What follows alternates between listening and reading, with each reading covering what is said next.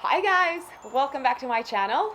This is Rox here, who's going to be talking to you about astrology. And since I've got this question many a times, I thought I'd answer today to what is the difference between your sun sign and your rising sign / your ascendant.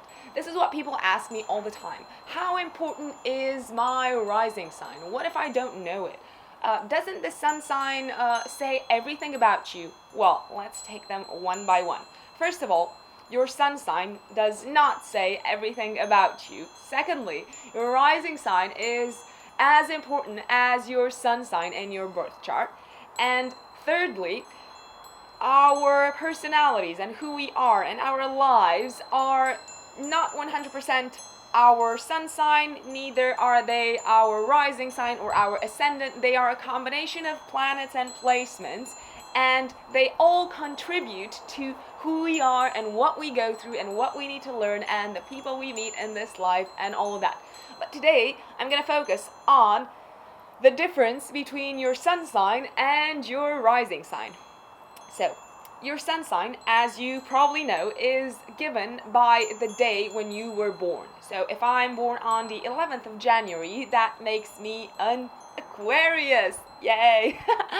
Your sun sign says a lot. It represents in your chart your ego. It represents how you see yourself in your head. It's also your personality. It's the way you think about you, the way you perceive yourself. It's your aspirations, your dreams. It's how you see the world, basically, and how you relate to it. It's how you interact with it. So, ideally, you would want everyone to see you as the sun sign that you are. And ideally, you would like to reach the highest point on your sun sign scale. So that is, you would like to evolve to be, for instance, I would like to evolve to be 100% Aquarian, to be super good at maths, super good at sciences and at technology, and be the revolutionary out there and change the world, and just look forward and think about the future and let go of the past. But guess what? It's not that simple. But ideally, that's what your ego would want you to be like. So that is, my friends, your sun sign. On the other hand, your rising sign or your ascendant is the sign your first house is in. This is given by the time when you were born. So in order to find out your actual rising sign, you need to know what time you were born at, and it's very important that you know the exact time, because the rising sign changes at every 2 hours. What does it actually represent? There are loads of tales out there. I think the one that I heard the most was, does my rising sign become more important after I reach 30 years of age? Well, no, it doesn't actually work like that. So, I told you that your rising sign is also the sign your first house falls in. That rules your physical aspect. So, physically, you are very much likely to look as your rising sign, not as your sun sign. So, for instance, my rising sign is Cancer, and Aquarians in general, they are these slender, pale people, whereas I am a Cancer, and I am, I can't say that I'm not slender, but yeah, you get the point. I mean, I have a different physique. So, your rising sign actually gives you your physical appearance. It also gives you more than that. It gives you it gives you the way the world perceives you. So your persona, your public persona. It gives you the first impression that people have about you. So whenever you meet someone new, and they're like face to face with you, they are very unlikely to perceive your sun sign unless you've got the ruling planet of your sun sign in your first house. So, for instance, if I had Uranus in my first house, then yeah, they might perceive me as an Aquarius.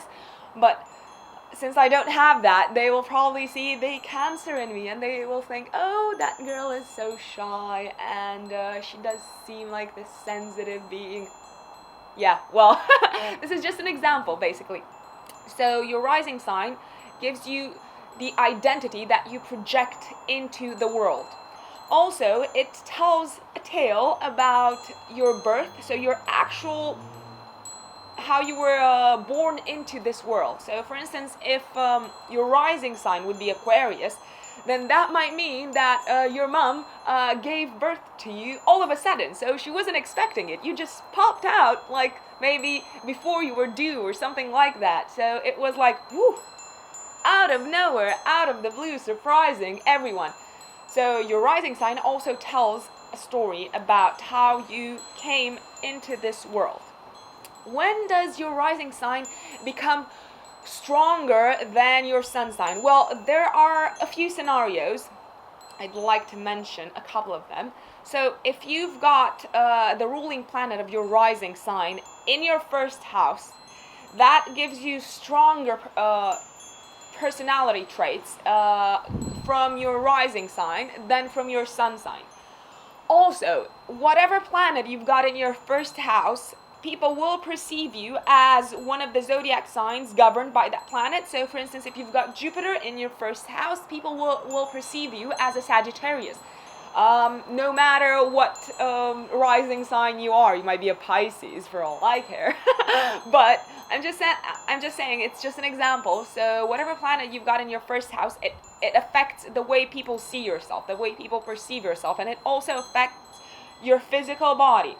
However, if you've got loads of planets in your sun sign and like in the same house and the same sign, so myself, I've got Mercury, Saturn, and the Sun in Aquarius. So that gives me pretty strong Aquarian feats, and people do tend to see me after they spend like a couple of hours with me as an Aquarius, like 30% Aquarius. That's more than enough. So if you've got loads of planets in one sign, you will probably have very strong characteristics of that sign. So it's just a matter of, let's say, the placement of planets in your birth chart more than anything. But like I said, both the sun sign and the rising sign are most of the times equally important, and they do represent different things, and you're a bit of this and you're a bit of that. So I hope that kind of answers your question, what is the difference between the sun sign and the ascendant? If you've got any other questions about this, please let me know in the comment below and I'll reply to every one of you.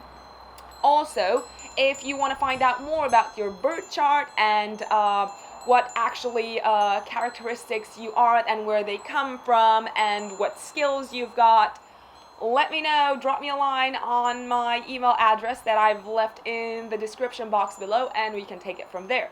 Don't forget to subscribe because more videos like this are coming up. I'll see you next time.